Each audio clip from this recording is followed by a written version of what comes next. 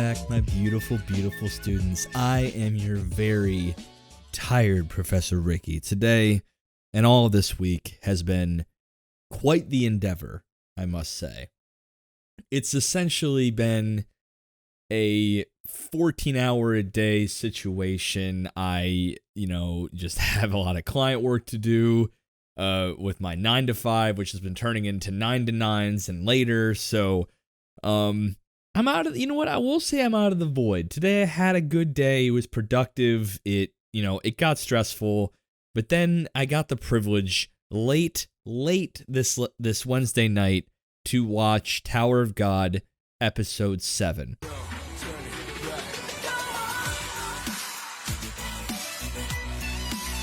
Never too tired for this shit.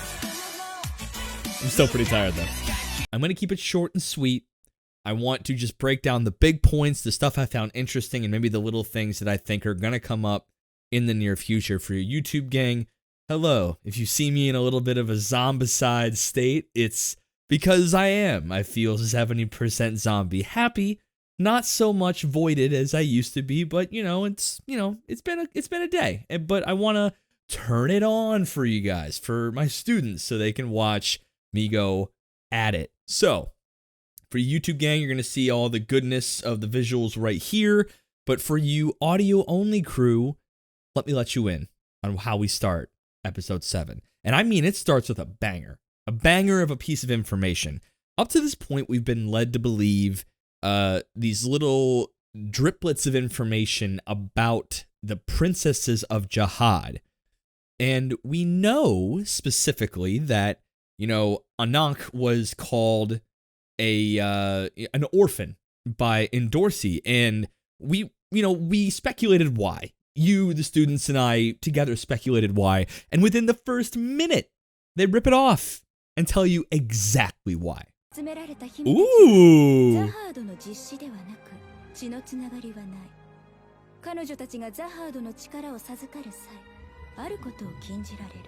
Oh? So there is no harem. They reveal that these princesses, once chosen, are given a boon, but also a bane. They are given a boon of sharing in the king's tower. By doing so, they take an oath to never have children or lay with someone else. They are strictly what it sounds like to be virgins.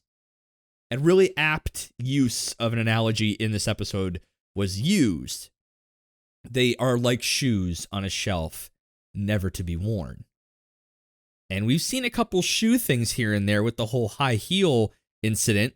So it's a pretty apt analogy. And, what happens after is they let the people know that sometimes a princess just comes off of the shoe case by themselves.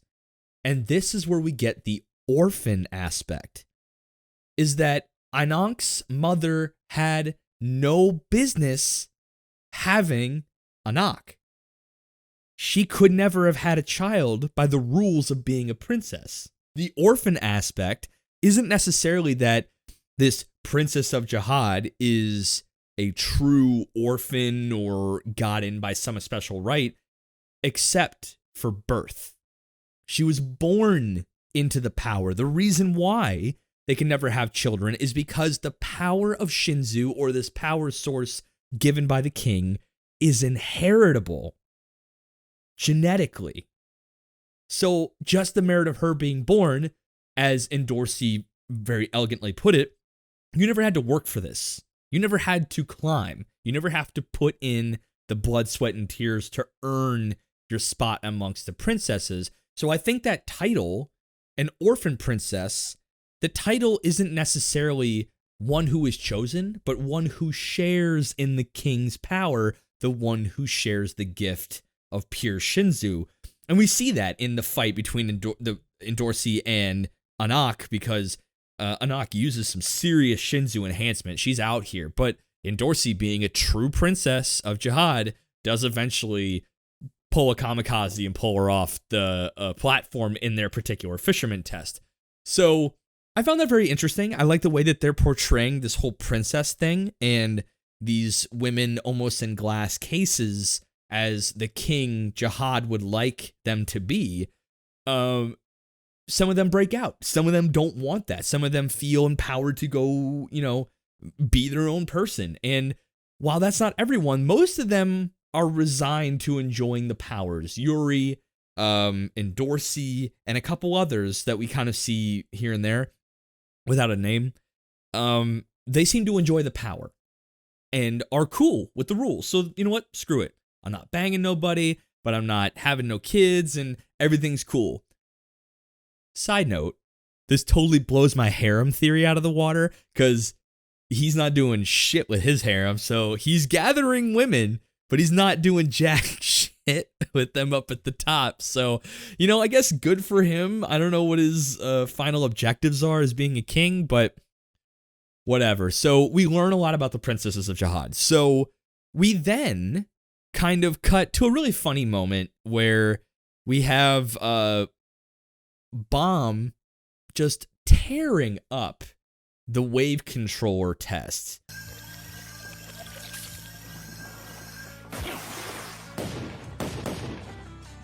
Ooh. He definitely has a natural affinity for this stuff. So he's just like this well of power.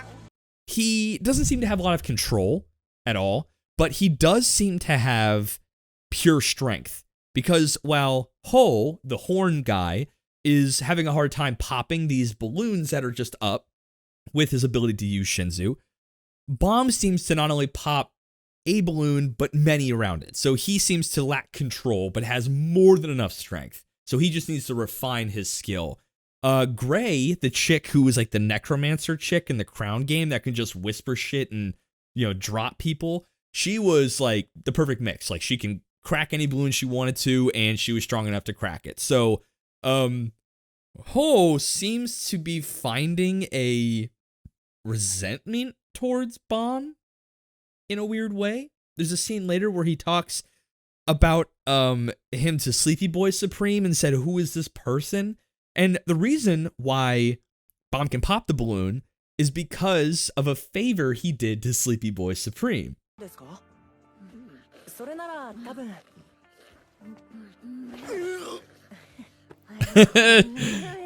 Nori's just screaming into it. Oh my god. Her and Shisabu should get together. They are two peas in a pod on this bitch.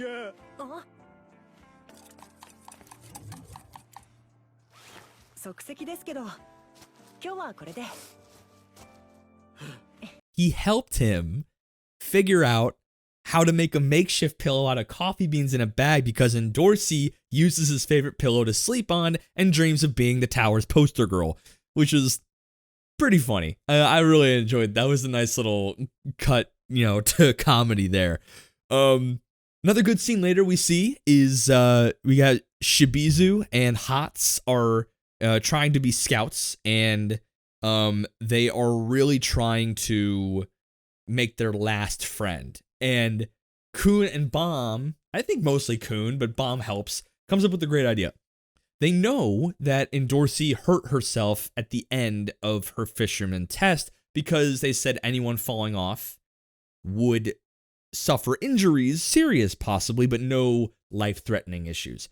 But she spent all of her points on medical expenses, so she's got none for food.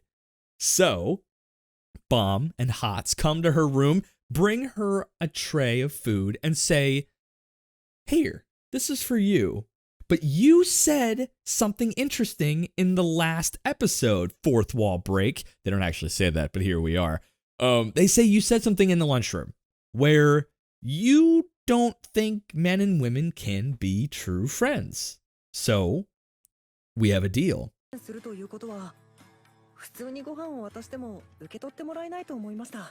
Ooh, Bomb's out here having some tricks. Tit for tat, baby. We'll literally keep you from starving to death if you help them pass the test. Alright, she's actually kind of cute. I'll give her that. If you become the last friend on the scout list, then you get to be fed every day on our dime until you get your points back. And she agrees reluctantly because Hot says some flattering shit, and I think she found him attractive, so she's just like, I'm in. Also, I only eat specials and deluxes, so pamper my ass. I'm a princess after all. So Shibizu and Hots get their last friend. Looks like they're ready to go. Like they're ready to pass, I think, because the last test that we see in this episode is brought to you by Rio and Quant, the guy who fucked up the test earlier to bring the hooded gang with Rachel into the crown bonus game to try to have Rio clean up his shitty testing. So this test is unique because it is what's considered a joint test. It is a teamed match kind of thing, and these teams are not small. These are big, big teams, and it breaks down like this. It's a game of tag. Simple enough, but they made it overtly complicated. I might show you guys a clip in the YouTube version of me replaying the explanation for the fourth time because that actually got really convoluted. It wasn't my favorite way to like explain a test or anything, but I did understand it. So what you have is an entire group of 28 individuals that have yet to pass their test. This is where I can bring in the Rack highlights of this episode because we don't see much of him, but we do see him being a pompous, rightfully so asshole because he passed the spear bearer test with flying colors, so he is just absolutely chilling. Rack, my dude, out here. I peeked the mic. I don't even care. He's sitting there with a literal sash that says passed, which, come on, that shit's so funny. That shit's so funny to me. Rack is best boy, best character, best all around. So the test goes like this. After tangent. It's a game of tag. But what happens here is there are teams of 14. Amongst these teams, there are people going for the fisherman role, and both teams will have one of those fishermen be considered it. And they're being chased down by Quant, the administrator and a ranker. And it's up to these two teams to climb to the top and steal the badge that signifies Quant's itness. You know, basically they're going after a badge. Whereas each fisherman it on those teams are also given a similar badge. So if the Quant guy, the ranker, steals a tag from one of the its of these teams, that whole team loses. If one of those teams can steal the it badge and win, they all each individually get 100,000 points each. Let it be known, I think Dorsey, before her medical expenses, had maybe a couple 10,000 at most. Maybe a couple thousand, but way less than that. So they can get by, get injured, get fed, they're good. But the person who actually steals the it tag from Quant gets 200,000 points. Literal wealth, baby. Cash.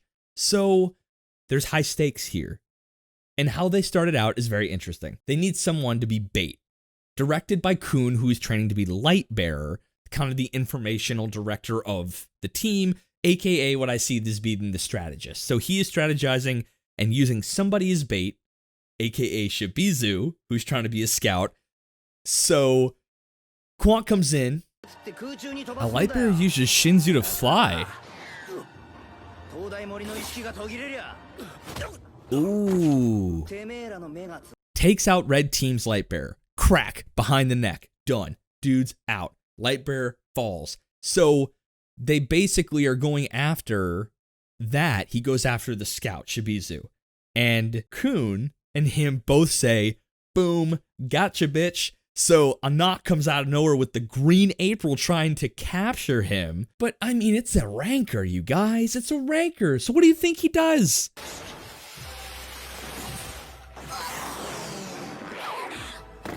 He done did try.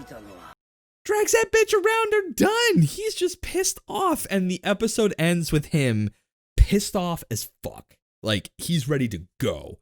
So, there's a couple interesting things. Like, that was kind of the beats. The one other interesting side plot that we saw was Ho, the horn guy, because we get a little more depth into him. His inability to be proficient with Shinzu is kind of beautifully contrasted with the fact that when he went back in one scene to his room really tired, because using Shinzu, even under a contract, is a really difficult task physically, he kind of goes into like what seems to be a flashback of, so Ho's having a hard time. Which means this isn't easy. Oh, his backstory.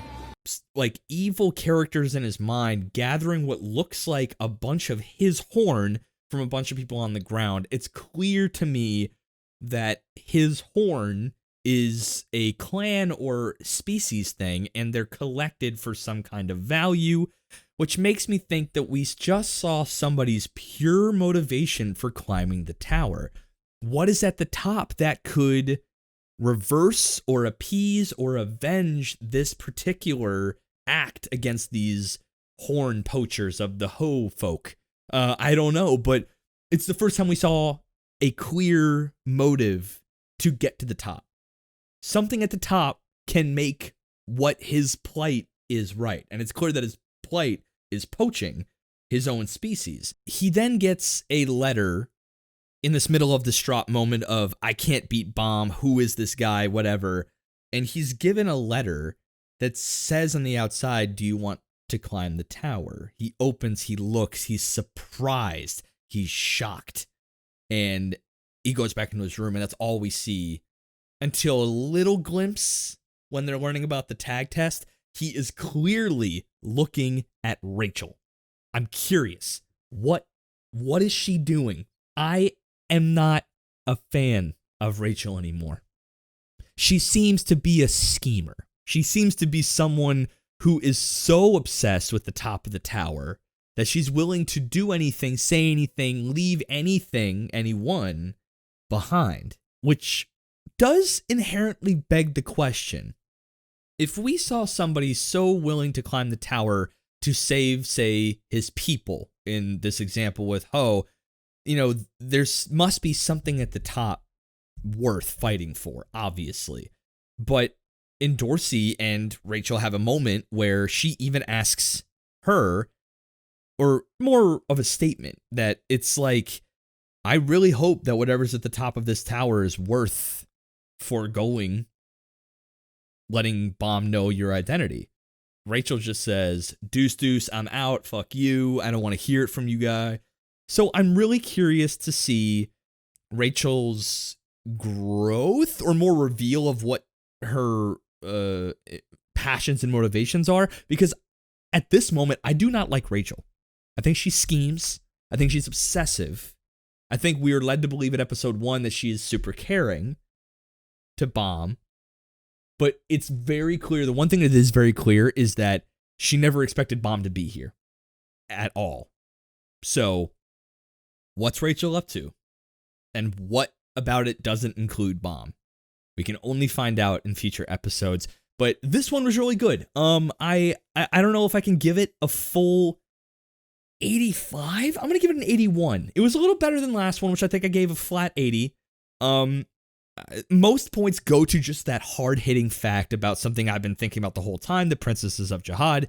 And I really think that the way they did storytelling in this episode kind of solidified the way they're going to do it for the rest of the season. You know, the things they allude to in the couple episodes prior, they're going to drop bombs. They're going to drop bombs to clear up stuff.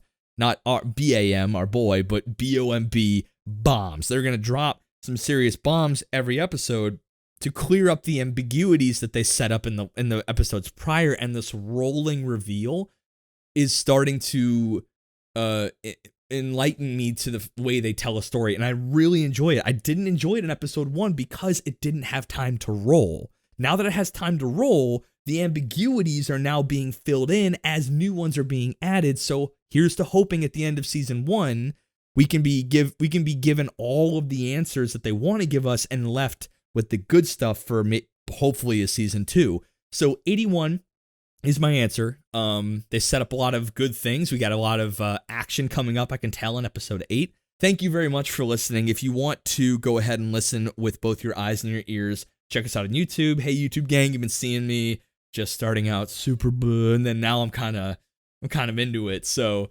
if you want to listen with just your eyes and not your ears, mute this video. I said that wrong. But if you want to listen with your ears and not your eyes, go check us out on Apple, Spotify, Google, Castbox, Stitcher, or anywhere else you get your podcast fix. Check us out on Instagram at weebology.podcast. We've got memes on news. Whenever we can get them out, they've been very quarantine heavy, but that's kind of the world right now, baby. That's kind of what we're doing. So if you want to drop us a show we should both watch or talk about in any capacity, hit us up on our email, weebologypodcast@gmail.com. We have such a growing list. You guys have been very responsive, but keep them coming. We're going to keep going. We just recorded a couple user request ones. Thank you for everyone who gave it to us early. You guys got high up on the list. But I think that's all the plugs. Twitter at weebologyp. I hope Ethan doesn't change that name because I really like it. So until next time, I'm Ricky, that was Ethan, and this has been Weebology. Deuces! I'm gonna go to sleep.